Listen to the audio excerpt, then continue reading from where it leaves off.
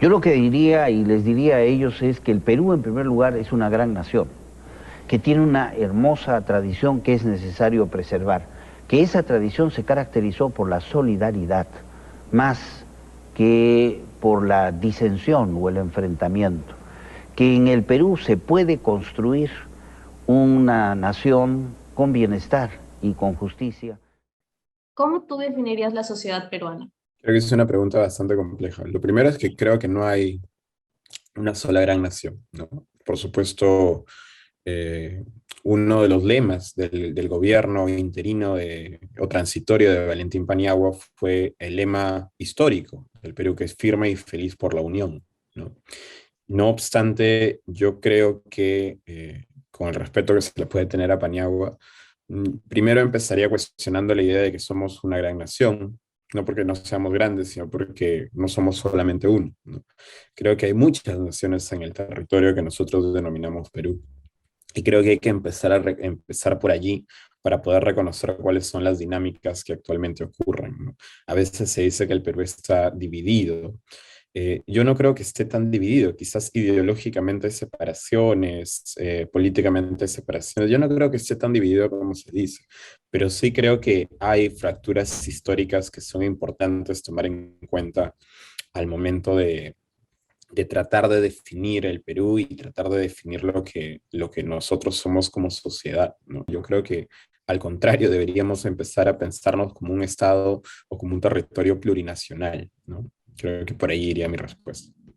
Cuando se definen ciencias políticas, Estado, dicen que es una definición muy compleja, ¿no? Y que es mejor definirla por sus componentes, como es la soberanía, que ya, el Mm, gobierno, que lo elegimos cada 5 años prácticamente, el territorio, que parece que es lo que marca en nosotros lo que significa Perú, y nación y pueblo, ¿no? Que ya hablan mm, que el pueblo debe requerir unas ciertas condiciones para poderse llamar pueblo, no solo el tema mm. cultural, sino el tema organizado en una comunidad política. Y si bien es cierto, es lo que justamente hemos venido viendo de que no tenemos los mismos intereses ni nos podemos unificar en uno solo. ¿Qué significaría tener un Estado plurinacional? Lo primero es, volviendo a esa idea del Estado, muchas veces desde las ciencias políticas se utiliza una definición clásica vinculada a la idea de un Estado nacional, ¿no? Ujú. Precisamente la idea de pueblo va a eso y va a esta idea que ya lo comentaba Ernest Renan, que lo desarrolla Benedict Anderson de manera muy clara en Comunidades Imaginadas, ¿no? La idea de que las naciones son finalmente estas comunidades precisamente unidas por cierto imaginario, que la palabra no es gratuita, ¿no? Nosotros elegimos recordar ciertas cosas y elegimos no recordar otras para unirnos en torno a un ideal o en torno a una simbología, en torno a una bandera, porque cada vez más vamos entendiendo que la nación misma es una ficción, ¿no? La nación misma es simplemente una suerte de elección de ciertos hechos por sobre otros, de ciertos símbolos por sobre otros, en detrimento de otros. Y lo que ha venido pasando durante los últimos 50, 60 años, en realidad más alrededor del mundo, no solamente en el Perú, pero en Latinoamérica particularmente, es que muchos estados precisamente han empezado a hacerse cargo de esas heridas, de esas fracciones, de esos olvidos.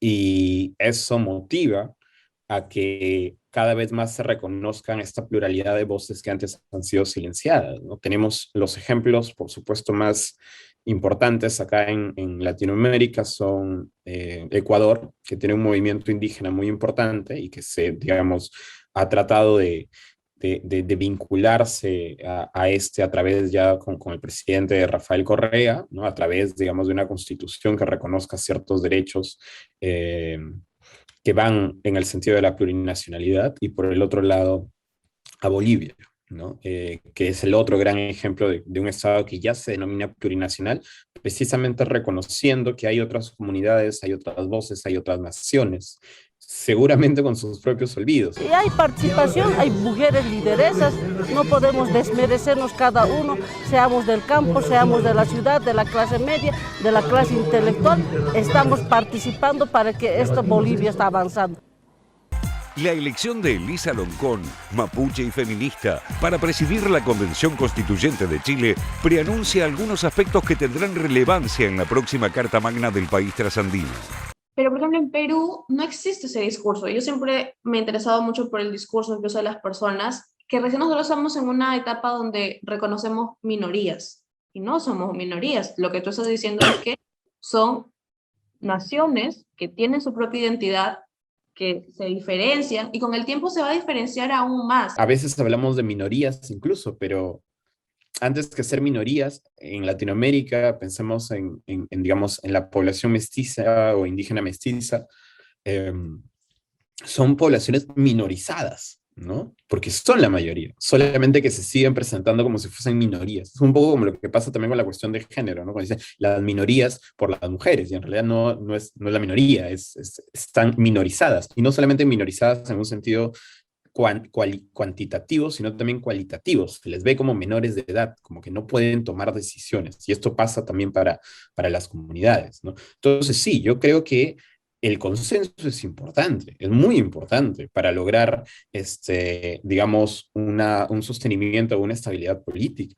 Pero creo que ese consenso pasa en primer lugar por reconocimiento. Tú no puedes tener consenso con alguien al que miras, digamos, de arriba para abajo, ¿no? Que lo miras por encima del hombro. Y creo que ese es el problema en el Perú. No solamente en el Perú, en muchos lados, pero el problema con el consenso son varias cosas, pero el problema con el consenso primero es que implica un reconocimiento y una igualdad de posiciones que realmente no se tiene. O sea, que realmente hay gente que no te la va a conceder. Esos ataques son bajos, ¿no? De gente que no tiene la capacidad intelectual ni la formación universitaria. Yo tengo formación universitaria. Imagínese, yo he sido subdirectora general, no del Perú, de la UNESCO a nivel mundial, y ella me va a enseñar educación. No, pues... Cada uno en su sitio. Señora, yo también he sido, yo soy gente preparada, soy indígena, pero abogada.